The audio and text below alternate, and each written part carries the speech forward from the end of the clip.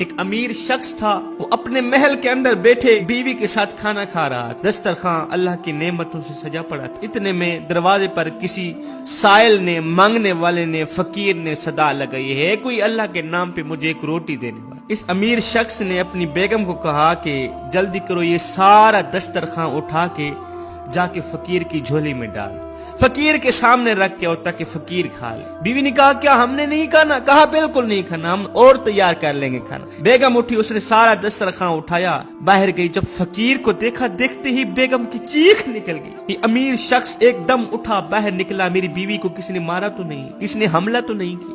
باہر گیا، دیکھا، اس فقیر کو دیکھا، واپس آئے، اندر آ کر پوچھنے لگے کیا ہوا، کیوں رونے لگی، کسی نے کچھ کہا ہے؟ کہا مجھے کسی نے کچھ نہیں کہا، رو اسی لیے رہی ہوں کہ یہ جو بھکاری ہے نا، یہ جو مانگنے آیا ہے نا، یہ جو سائل ہے نا، ایک وقت تھا یہ بہت بڑا امیر تھا، پیسہ تھا، مال تھا، مویشی تھے، جانور تھے، دولت تھی، امیری تھی، سب کچھ تھا، اور بڑی بات یہ ہے کہ میں اس کی بیوی تھی۔ ایک دن اس کے پاس ایک سائل آیا، مانگنے والا آیا، ضرورت مند آیا، اس نے بجائے اس کی مدد کرنے کے دھکے دے کر گھر سے باہر نکال دیا۔ جب وہ غریب گھر سے باہر نکلا تو اس کے اندر سے ایک ٹھنڈی سانس نکلی، ایک آہ نکلی۔